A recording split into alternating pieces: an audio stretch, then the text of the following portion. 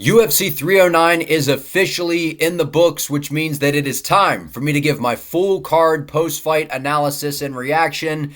Guys, from top to bottom, I thought that this card was it was kind of ass. It was kind of ass, right? I mean, we had some pretty good moments. We had some good performances here and there. But to me, this card was a little bit of a disappointment, which I'll get into that as we go and talk about which fights were kind of disappointing to me as we touch on them. But overall, I think that our expectations were kind of low for this card, right? I don't mean to come off like negative Nancy here, but it was a little bit of a letdown. It was, and I was counting on the co-main event in Charles Oliveira versus Michael Chandler to kind of just be that, that nail, that solidifier that's like, this card is kind of save the card if it was heading in a little bit of a south direction, even though there were some exciting moments.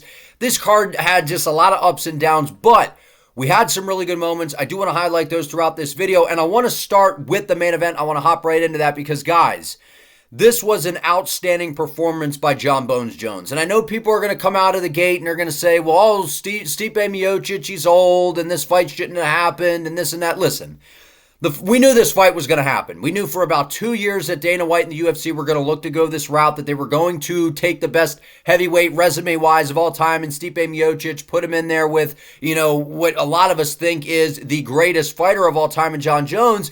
This was a legacy fight. That's exactly what this was a legacy fight. And what I feared for Stipe coming into this fight, as much credit as I wanted to give Stipe, because it's kind of impossible to not like Stipe, right? I feel like we all like Stipe Miocic.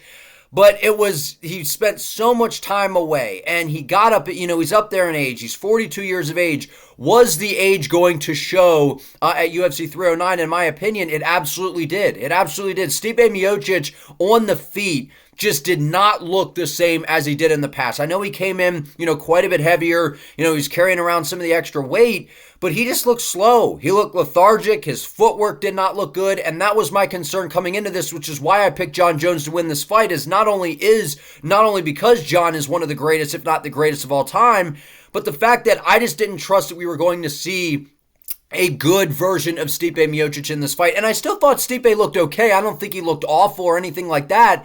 But I just think a lot of it was Jon, man. I think a lot of it was Jon Jones. And when you watch that fight and you take a look at what Jon was able to do to Stipe, it's impressive. It's impressive. And I know people are going to be so dismissive because Stipe is up there in age, but he's still Stipe. He spent time away. He came in big. He came in pretty good condition. It was one of the bigger versions of Stipe that we had seen, which I think a lot of that was because he wanted to be able to negate the grappling, which in that first round, it was a very incredible first round by Jon Jones. He went right after Stipe Miocic, put his foot on the gas, landed some good shots, was able to get in close. It was a beautiful trip, beautiful sweep, was able to take Stipe down.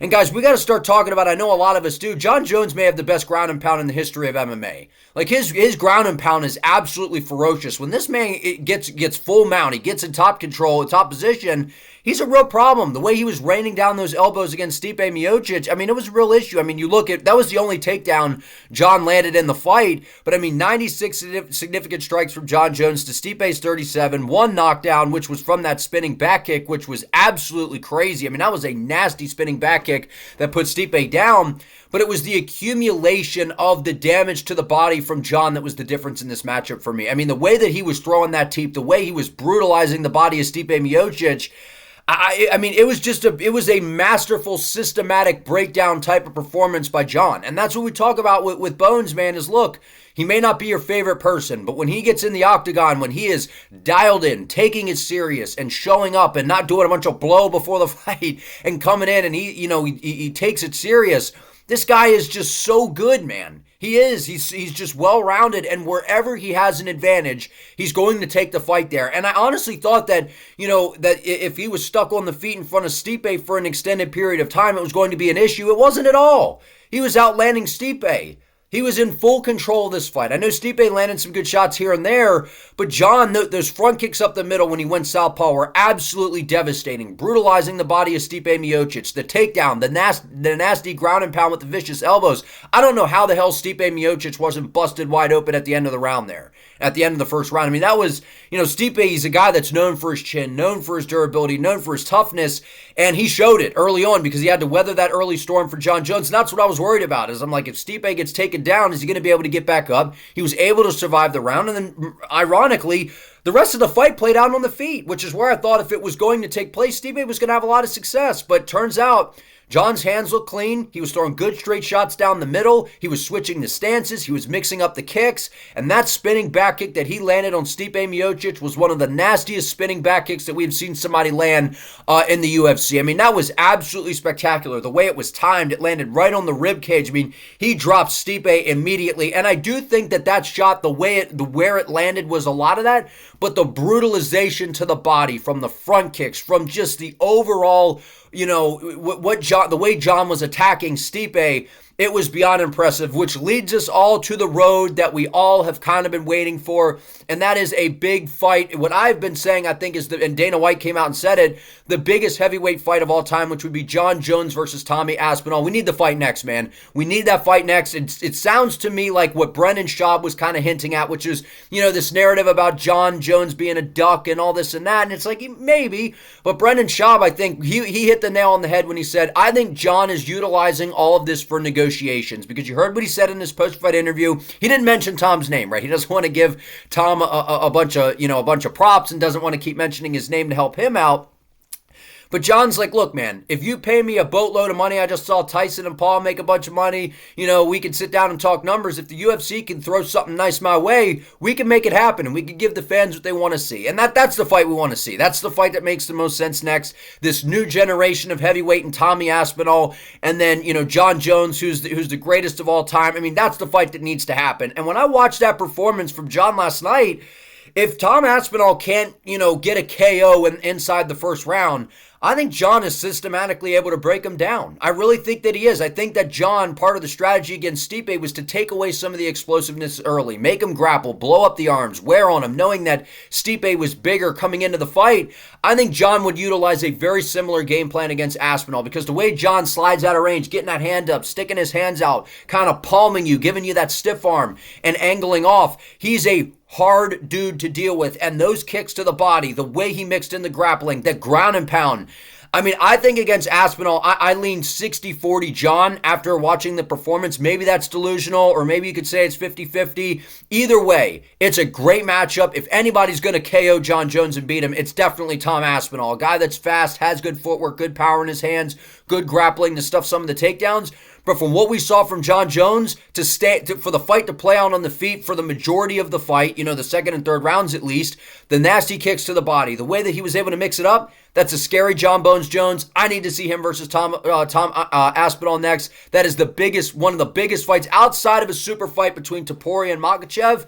I think Jones versus Aspinall is the biggest fight in the organization. I think that hopefully they can get something worked out to where we can see this fight. But after that performance, I mean, I think that you gotta lean a little bit towards Jon in that fight. However, if anybody's going to beat him, I'm not making a prediction yet or anything like that.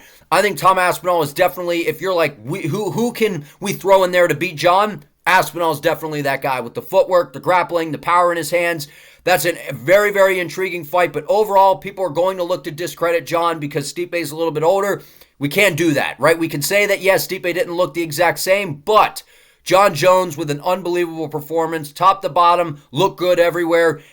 Dude's a problem, man. Dude's a problem. One of the greatest of all time, if not the greatest. Well done by Jon Jones. Moving on to the co-main event of the evening we had, which was fight of the night, which was Michael Chandler and Charles Oliveira. Now, this is one of those fights where I'm like, look, Charles Oliveira is a better fighter. It's just a matter of, can Michael Chandler catch him and land, a big bomb and put him out? And we saw in the fifth round, there were some scares for the Oliveira fans out there because Michael Chandler started to push forward, started to put his foot on the gas. And when you see Michael Chandler, technical, when you see him patient, he looked good. I actually thought he looked good in this fight. Obviously Charles Oliveira was in full control for the majority of the fight, but I thought Chandler being patient, he was doing very well. He was moving well. He looked explosive. What this comes down to is Charles Oliveira is just a better fighter. He just is. Like, you can say this about Chandler being inactive, this and that. Charles is the better fighter, man. He's just way more technical. He's very good on the feet. And what he did, putting Chandler on his heels at all times, was really just a great game plan by Charles Oliveira. That's what we saw Israel Adesanya do in the second MMA meeting against Alex Pereira. Charles Oliveira basically just said, Izzy in that fight, he's like, I can't just sit on the back foot. I got to back Poatan up. I got to, dictate the pace. I have to move forward. I can't just let him hunt me down. That's exactly what Charles did in this fight. He put his foot on the gas, attacked the lead leg of Michael Chandler, the front kicks up the middle, the knees, utilizing the tie clinch. And that is why Charles Oliveira is one of the best 155-pounders of all time. It's why he's beloved by the fans, not because he's just an awesome dude, but his fighting style, man. This guy, you almost tend to forget at times that because he's gotten so good on the feet, this is the most dangerous submission threat in the history of MMA. And Charles Oliveira, at least in the UFC, I mean, this guy has so many submission victories. He was taking Michael Chandler's back. The way that Chandler was able to survive those, we got to give him credit as well.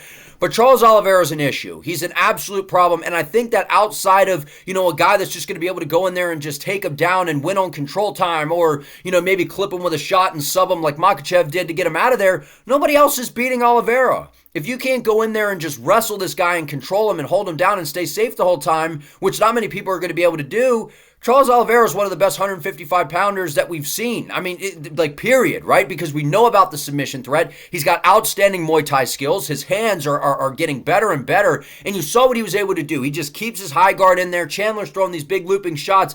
And Oliveira almost like kind of stiff arms, fades off, and looks to line up those nasty shots. And we saw him land some good shots on Chandler. We saw Michael Chandler kind of doing the Chelsea Chandler sprint in there, running around and doing all that other stuff. But look, Charles Oliveira is dangerous. He's so good all around, and I think that he's probably going to fight the winner of which I think Islam is going to be able to beat Arman Sarukian. So we're looking at a possible Charles Oliveira versus Islam Makhachev rematch, which sign me up because I could watch those guys fight all day long. The big build-up, the big fight feel, that's an outstanding matchup right there. But the way that he was able to also out-grapple Iron Mike, I mean, that really surprised me. I think that might have surprised quite a few people because, look, coming into this, what we saw the first time around was Michael Chandler, doing pretty good with the grappling. We saw Oliveira, yes, get to the back and look for some submissions and those different types of things, but the way that he was basically out-wrestling Michael Chandler. I think that that's incredibly impressive because Michael Chandler, he has really good wrestling. He's a very good grappler of his own. So what we saw from Charles Oliveira was a guy that mixed in the takedowns, landed 5 takedowns, 2 submission attempts,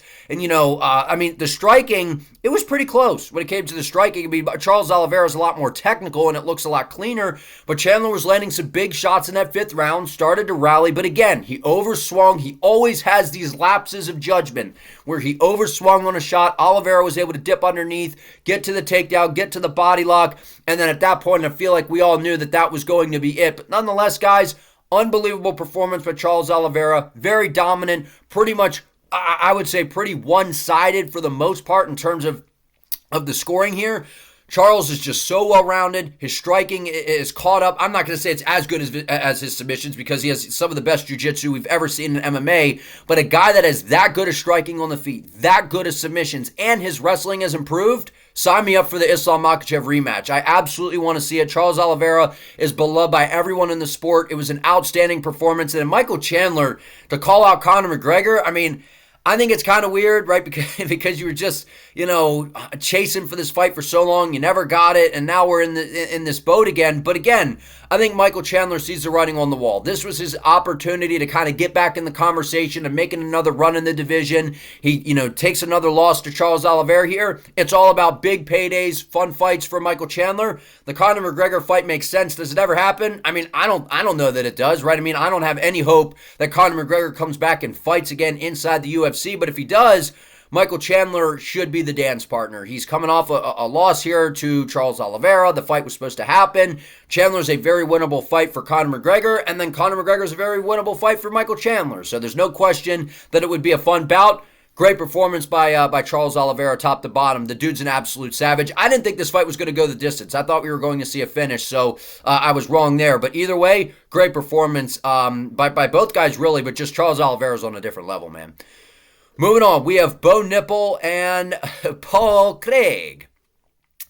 So a lot of people were pissed off about this fight, and I completely understand, right? I mean, it was Bo Nickal's overrated as hell. Let's get that out of the way. And this guy better never mention Khamzat Chimaev's name again. I don't want to hear Bo Nickal. He should be banned from mentioning Boers, because let me tell you something. Khamzat Chimaev would absolutely decimate Bo Nickal. He would destroy Bo Nickal, and I've been on that train the entire time. Most people are, Bo Nickal's the answer to Khamzat, dude.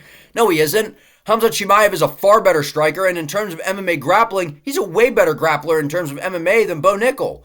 And if they lined up and just wrestled, I'm not so sure that Khamzat doesn't hold his own and maybe out-grapple Bo Nickal there. So, but nonetheless, this performance by Bo Nickal, I mean, you get to see that he's very green on the feet. He does make a little bit of improvements here and there, but this is kind of what I expected, guys. It's kind of what I expected, was the fact that Bo Nickal was going to come into this. Paul Craig's a guy that, you know, he's got some weird wins, right? He's been out there, he's been battered around, taking a lot of damage, but he subs Magomed Ankalaev. He subs Jamal Hill, and you look at those wins, and you're like, how the hell does he beat those guys? But then loses to some of the other folks. But the point is, Paul Craig's kind of a hard stylistic matchup for a guy that's going to want to be grapple heavy, because Paul Craig, he's got really good submissions off of his back. He creates scrambles. He's very dangerous. All he needs is a limb, to put you in danger. So I knew that this wasn't going to be some walk in the park for Bo Nickal, man. Like, I know people are like, Bo Nickal, he's this huge favorite. He should go in there and dominate Paul Craig. And I'm like, he's not going to. He's not. This is going to be a close fight, and I said coming into this, I'm like, look, I'm picking Bo, but if it goes into the third round and Bo Nickal gets a little bit tired and he starts recklessly chasing takedowns, I could see him getting subbed. So stylistically, this wasn't a fight to where Bo Nickal was going to be entertaining by any means, and this wasn't something where he was just going to walk through Paul Craig, so to speak. And the overrated chance, absolutely deserved, because Bo Nickal, yeah, he's young in his career, but this guy gets on the microphone and makes a million fucking excuses after these boring ass performances from top to bottom. I don't see any improvements in Bo Nickal. I don't. Maybe a little bit in the striking. He's got good wrestling. He has good submissions, but I mean, you look at the numbers here. I mean, he outstruck Paul Craig, no takedowns, no, significant strikes. He landed some good shots, but again, Paul Craig's awful on the feet. When do we ever look at Paul Craig and go, oh, he's an outstanding striker? We don't. He's one of the most he's one of the most hittable dudes in the division, whether it was light heavyweight or middleweight. This wasn't a guy that was going to be a threat to Bo on the feet. The only threat here was if Bo Nickal came in chasing takedowns and was getting caught in some scrambles and maybe got caught in a submission. Outside of that, this wasn't a fight where Bo Nickal was just going to, insert his dominance and get Paul Craig out of there in the first round or something. So for people to think that was going to happen, you were a little out of your mind there. But again, I completely understand the overrated comments, because let me tell you something. He is overrated. He's not a star. That's the first thing. 2, he's not entertaining. And then 3, where are the improvements here? Where are the improvements? Paul Craig's one of the worst strikers that you will find in the middleweight division. He is. Of somewhat of legitimacy, other than giving Bo Nickal cans. Paul Craig's got a name. He's got some good victories on his resume. He's got outstanding submissions. He's awful on the feet. So Bo should look good in this fight, and he didn't stand out. He didn't stand out here, So I know I'm being a little hard here on Bo Nickal, but they're trying to push this guy, and stop. Stop pushing this guy. He's not that guy, man. He's not, and he's not ever going to be. A lot of these dudes that have this highly credentialed American-style wrestling that cross over into MMA, they're usually not that exciting unless they develop an outstanding striking style like we've seen, some guys do. Gaethje had a good wrestling background. Chandler did as well. I'm not saying that they're the level of Bo Nickal at all. They're not in terms of wrestling, but you get what I'm saying. A lot of those guys will turn towards, the striking to be entertaining, and they kind of use their wrestling to keep the fight on the feet. That's not Bo Nickal. That's never going to be Bo Nickal. He's got good power in his hands. There's no question. He's a very good athlete. He's got outstanding wrestling. I'm not questioning any of that. I'm just saying in terms of MMA, mixed martial arts, he's not that entertaining. I don't think he's ever going to be. The UFC's got to stop pushing this guy. They won't. They'll continue to push him. Reject the Kool-Aid. That's what I said about Sean O'Malley. Reject the Kool-Aid when it comes to Bo Nickal. Don't sip on the Bo Nickal Kool-Aid that the UFC is going to be trying to force down your throat. Don't do it. Guy's not a star. No one cares to watch Bo Nickal fight, in my opinion. I mean, maybe some people are. It sounds like I'm hating on Bo Nickal. I don't dislike the guy. I think he's a really good, he seems like a cool dude. He's into the hunting and seems fun, right? But again, overrated, was an outstanding wrestler at Penn State, no question. But in terms of MMA, this was a disappointing performance. I didn't expect him, to go out there and steamroll Paul Craig, but I expected something a little bit better than this. But nonetheless, again, gets on the microphone, makes a million excuses. I never want to hear Bo Nickal and Khamzat Chimaev's name in the same sentence ever again. I don't want to hear Khamzat's name come out of Bo Nickal's mouth because Khamzat would probably beat him quicker than he did Robert Whittaker. So, yeah, I don't want to hear the comparisons or the possible whatevers anymore. It's going to take a lot of improvement from Bo Nickal to see him towards the top of the heap anytime soon following this performance. But again, styles make fights. If they give him a striker, maybe he could do a little bit better. But again, I'm just not impressed. I know a lot of us aren't. Moving on. Vivian Araujo and Vereen Silva. I was surprised at this performance here. I thought Silva was going to go out there and was going to convincingly win this fight. She was outstruck on the feet here by Viviana. The takedowns of Viviana were a problem. They both attempted some submissions. The significant strikes were on the side of Silva, but she got outstruck. She got out-volumed by Araujo. And I was surprised. I was looking at Silva as someone in the flyweight division who was going to move forward, who's someone that is really on the rise, has a good overall skill set, fun to watch, good striking, good output, good power. I thought that I expected a lot more from Silva in this fight. I didn't think we were going to see a finish. I thought we were going to see a decision, which we got to a decision. I just thought Silva was going to win very convincingly. And what we saw in this matchup was just Viviana. I mean, she shocked a lot of people. I know a lot of people, I think, thought Silva was going to win this fight, but the way that she was able to land a lot of strikes on the feet, was able to mix in the grappling, keep Silva guessing, I think it just threw Silva off. Nonetheless, a very good performance by Araujo from top to bottom. So again, I got this one wrong. I thought Silva was going to have full control of this matchup, and Viviana had other plans. Moving on, Mauricio Ruffy versus James Llontop. So this one is one that got everyone talking, and a lot of that is because everyone's saying overhyped is Mauricio Ruffy. He's not that guy. People are being too over the top here. He's not that guy. He's not that guy. Slow your roll. Slow your roll, man. Mauricio Ruffy, he's absolutely a spectacular fighter. He's got the it factor. He's special. We already have heard the Conor McGregor featherweight comparisons. He moves like him. He's similar, right, stylistically. He's an orthodox. McGregor was a southpaw. But this fight right here, I said this in my breakdowns and predictions. I'm like, look, guys, this is a hard fight here because one of the things with Mauricio Ruffy is the one L in his career, he fought someone that was like a zombie, that was able to take his best shots and was able to move forward and eventually back him up against the fence as the fight played out. Ruffy got tired because he's very explosive, and then he, and then he got, put out of there. But this was like Conor McGregor versus the Brazilian McGregor versus the Peruvian Nate Diaz. That's what it looked like. James Llontop was like a zombie moving forward, taking his best shots, landing some shots, and then you started to see Ruffy fade. And that is something that does concern me moving forward, is the fighting style. You heard Joe Rogan talk about it. With a prime Conor McGregor, he was so fast, so explosive, so, dependent upon movement and these big explosive actions. He gets tired. He gets tired and he fades, and that's what we saw with Ruffy. And he was even conserving the energy, because I think Ruffy came into this and I said, that this was not going to be an easy fight for Ruffy. He was definitely going to win, but it was not going to be like some starching KO to where he just gets James out of there early and makes it look easy, because Llontop, he's dangerous. In terms of, he's very durable. He doesn't get tired, continues to push the pace and move forward, and he was going to be around. And I think Mauricio knew that. He picked his shots. He was being very patient. But you could see here, James landed a lot of strikes. 112 to Ruffy's 74. But again, the significance of the strikes from Ruffy were the difference. Or actually, James Llontop landed more strikes there. But the knockdown was brutal. The well-timed shots, the counter abilities, and that Patrick Mahomes. You know how Patrick Mahomes is looking this way and throws a pass the other way? That no-look left hook, that thing was dirty. Mauricio Ruffy, man, pump the brakes on everyone saying that this dude is a fraud or overhyped. He's not overhyped. This is his second fight in the UFC. Goes out there, decimates Jamie Malarkey, comes in there against a very durable zombie-like dude in James Llontop.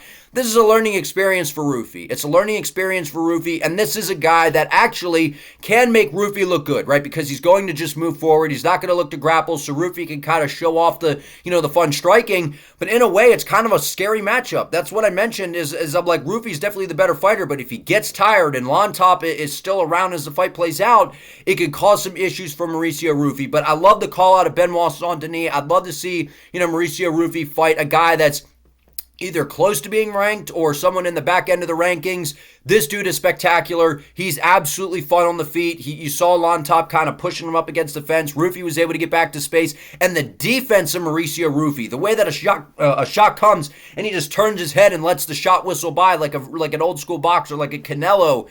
absolutely spectacular. He's fun to watch on the feed. He's got the it factor. I'm all in on Mauricio Ruffy. I don't think his stock drops from this performance. He just fought a durable dude. And James coming into this one, I mean, when we watched him against Slava Claus, I knew I'm like, Llontop, he's going to be a hard dude to put away. But you got to see what Mauricio is capable of. The timing, the speed, the footwork, the versatility in terms of the striking, and the sniper pinpoint accuracy.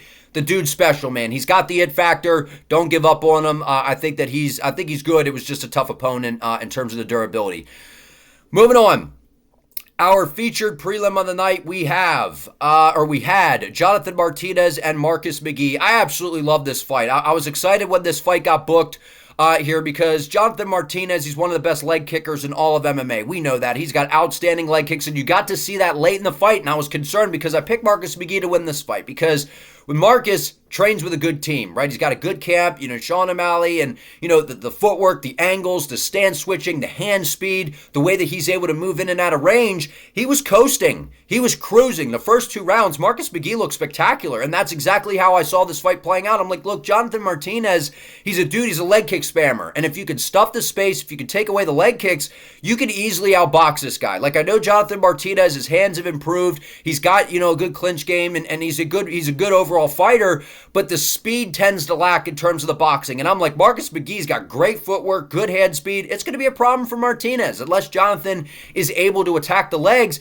It just took Martinez way too long to get going with the leg kicks. I know in the 3rd round, he started to land some nasty, I think it was maybe towards the tail end of the 2nd. I can't remember. I'm going off of, just what I remember here. Those leg kicks were brutal, man. And all it takes is like one and people are limping. I mean, I don't know if Jonathan Martinez got some steel beams in his shins or what the deal is, but he hits people and it's like getting hit by a weed whacker across the leg. Like you're limping already. And I mean, the significance of those leg kicks is devastating. McGhee, I thought he was going to get leg kick TKO'd in the 3rd round, and you saw him weather the storm. I knew Marcus McGhee was not going to give up on himself, but you see the total strikes here, 105-49. The significant strikes. I mean, this was outside of the leg kicks, because a lot of that's for show, right? I mean, they're nasty, devastating shots, don't get me wrong, and he absolutely could have gotten a leg kick TKO. Marcus McGhee looked great in this fight. And I know people were mentioning, with Jose Aldo, and, maybe Martinez was a little bit timid. He came out there against Aldo. Bullshit. Don't take away from Marcus McGhee. Marcus McGhee's that good. He is that good. He's got better boxing than Martinez. If you could get inside and stuff the space, you could just pick apart Jonathan Martinez with the boxing. We saw Jose Aldo do it, and Aldo's got better leg kick defense than Marcus McGhee. I'm not saying Marcus McGhee is Jose Aldo, but Marcus McGhee is that good, man. He is an absolutely special fighter in this division. He's well-rounded. He's good on the feet. He's got good footwork, good timing, good speed. I love watching this guy fight, and this was a big, big win for him because Jonathan Martinez, he's a savage. He's durable as hell. He's very hard to put away. I mean, that's why I was like, Marcus McGhee's going to have to win by decision. Don't bank on a KO here or any type of finish because Martinez, he's dangerous. He's got the leg kicks, and I think if he started with those earlier and was able to land those earlier on the fight, I think Martinez could have won this. But again, credit to Marcus McGhee, the footwork, staying in and out of range, and that was his problem as the fight got later, or as the fight progressed. I think Marcus McGhee got a little bit tired. He became a little bit more flat-footed, and when he would strike, he would attack Jonathan, then he would slide out of range, and he would be right in kicking range to get his legs blasted apart. So, nonetheless, really good performance by Marcus McGhee, one of my favorite up-and-coming guys in the division. Great performance. Moving on. Chris Weidman versus Anders was canceled. We have Jim Miller versus Damon Jackson. This is how I saw this fight playing out. I actually thought that this was going to go to a decision, but I said, look, if Damon Jackson gets clipped with a shot or he tries to entertain the grappling, it's going to be a problem. Jim Miller, I mean, this dude's Tom Brady, the Tom Brady of MMA. He's aging in reverse, 41 years of age. He's won 6 out of his last 8 fights. He's not fighting old dudes. He's not just fighting all old washed-up fighters. He's fighting guys that whoever's the UFC's putting in front of him. Jim Miller's well-rounded, good kicks, good boxing. He's aggressive, and we know about the submissions. He jumped to Gilly. I know Poirier was, don't be silly, jump to Gilly, but you miss all the Gillies you don't attempt, man. And A10 Miller goes in there, lands a beautiful guillotine on Damon Jackson. Happy for Jim Miller. This dude's an absolute legend. He's been around for forever. Like I said, he feels like he's the Tom Brady of MMA. Very good performance by Jim Miller. I love seeing this guy win. And again, a lot of people wrote him off because of the Bobby Green performance. Styles make fights. Bobby Green's elusive. He's got good hand speed. I was like, the way he cuts angles, that was going to be a problem for Jim Miller. Damon Jackson was the perfect opponent. for Jim to get back into the win column here. Great performance by Jim Miller. I'd like to see him try to make another run in the division. So I don't know if we'll get that, but great performance by Jim Miller. Moving on. David Onama, Roberto Romero. This fight surprised me. I picked David Onama to win this fight, and the dude reminds me of Israel Adesanya a little bit. Kind of like a Leon Edwards. He's got good feints, switches stances, good movement, good kicks, great jab, good hand speed. Roberto Romero came out with a point to prove. He's like, look, everyone's counting me out. I don't have much to lose. Let me put Onama on his heels. He was swinging for the bleachers, dropped Onama, hurt him badly, landing some good kicks to the body. I mean, it was a great, great start for Roberto Romero. And then you saw David Onama get his timing. You saw him get his speed. You saw him jawing back and forth with Romero in there. He was kind of showboating a little bit. He was starting to feel himself. He was sliding in and out of range perfectly. David Onama in this division is one of the more smooth guys on the feet. I love watching this guy fight. The hip feints, the jab. He's just got a very, very, very slick striking style on the feet. He's well-rounded. We saw some of the grappling as well. But people are going to say, oh, well, David Onama, it was a hard fight against Roberto Romero. He should have, whatever. It was a short notice fight, again, because Onama, they were looking for an opponent. Were they going to be able to find one? They get Roberto Romero, who steps in, who was going to come in like a bat out of hell. Big stage, point to prove, big opportunity, biggest fight of his life against David Onama. David's just that good, man. He's technical. I mean, you look at the total strikes here, 145-79. He did land a takedown. Landed a bunch of significant strikes. They both knocked each other down. It was a crazy first round. Maybe the best round of the night, actually, was the first round between these two. But great performance. I really like David Onama. I'm high on the guy. Do I think he's top of the food chain in the division? Not at this time. Not to say he can't be. Love watching the guy fight. Great performance against a guy that didn't have anything to lose in Roberto Romero. There was a lot for David to lose in this fight. A lot for Roberto to gain. It was a win-win for Roberto no matter what. Great performance by David Onama. Moving on. Marcin Tybura and Janata Diniz. This was my fear for Diniz. If the fight was able to play out on the feet, he was going to have a lot of success. He was going to be able to pick up apart Marcin Tybura, but if he got taken down, Tybura was going to have a lot of success. And you saw that, Diniz was landing some good shots on the feet. He got a little overly aggressive. Tybura was able to level change, take him down, and those elbows were absolutely devastating by Tybura. And the thing with Marcin, it kind of reminded me of what Renato Moicano did to BSD back in France. Those vicious elbows, and we got the doctor stoppage, which I didn't have any issue with the stoppage. I know people were complaining and this and that. Those cuts were nasty. There was a lot of unanswered elbows that were landed on the face of Diniz. It cut basically above both of his eyes, on the forehead. He was, dripping in blood. Obviously, as fight fans, we'd like to see it continue. No need to let that continue. I think Tybura would have taken him down again and just gotten a stoppage anyway from those brutal elbows. Because once multiple cuts are open from the elbows, it's probably going to be downhill if you cannot stop the takedown. You could just poke at him even with the jab. Great performance by Marcin Tybura. Took it on short notice. Diniz was supposed to fight Derek Lewis on the Edmonton Fight Night card. This was a very, very, very good win for Marcin Tybura because Diniz, good kickboxer, guy on the rise, was looking impressive, looking unstoppable, and goes in there and Tybura puts a halt to all that. So very, very vicious performance by Tybura. He had a point to prove. Great win for him. Moving on, Gall versus Ramiz Brahimaj. Put some respect on Ramiz's name, man. This dude is an absolute savage in this division. Spent some time away, comes back. Vicious power. And these guys that are training with Bilal Muhammad, look out. Because these guys are, from Bahamondes at the Sphere. Now you got Ramiz, and there's been some other guys I think out there that have been racking up some wins. Ramiz is dangerous. Good power on the feet. Well-rounded fighter.